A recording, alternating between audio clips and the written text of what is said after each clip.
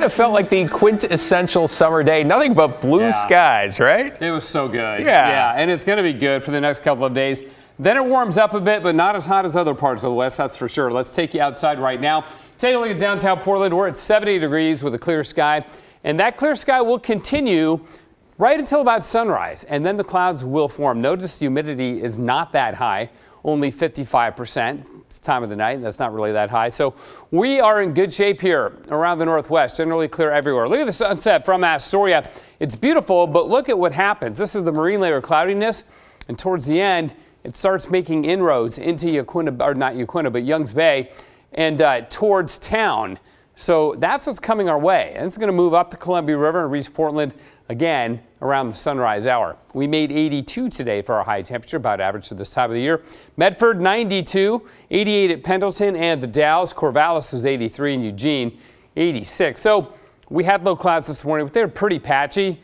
I mean, most of the valley was clear all morning. We had some banked up against the Cascade foothills and over the coast range. Tomorrow morning should be pretty solid in the Willamette Valley, but then it burns off and breaks up, and we're in the clear for several days to come after that. We'll be about 72 at noontime, so we're 72 now. It'll be 72 at noon tomorrow. They get up to 81, so we drop about a degree because of the extra morning clouds we'll have tomorrow.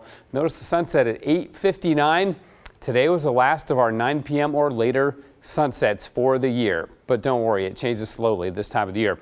This weather system is approaching us rapidly, and it may produce some drizzle at the Oregon coast. You see there's a few speckles on radar showing up well offshore there. It's not that strong, but it is moving inland, and that's going to pull that cooler coastal air back into the valleys as that moves onshore tonight to the Washington coast. So that's why we'll have the morning clouds tomorrow. That's why it'll be a little bit colder. But after that moves through, like I said, we will be in the clear. So clouds in the morning tomorrow, they break up in the afternoon. Thursday we should be clear, and we should be clear right on through the weekend as this generally cool-ish area of weather over us gives way to hot weather. Look at that big area of high pressure centered down around Las Vegas and Death Valley. They may hit 130 in Death Valley this weekend. That's how hot that is. And there are excessive heat watches up for much of California inland from the immediate coast. We will be cooler next week, though. So again, we'll have a brief foray into the 90s. Then things begin to drop away. I tell you what, they just can't get a break from the rain up in New England. Well, they got a break today, but there's another front moving in later tomorrow, and then more rain from the Midwest will hit them again later this week as the flooding continues in northern New England.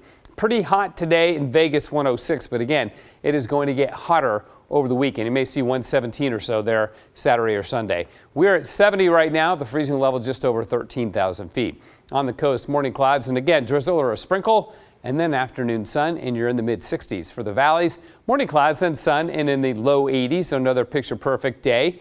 In the Cascades, sunny, just fantastic. 71 at Govey, 68 at Meadows, and 61 up at Timberline. For central and eastern Oregon, it'll be tough to find a cloud over there. Lows in the 50s, but highs around 90.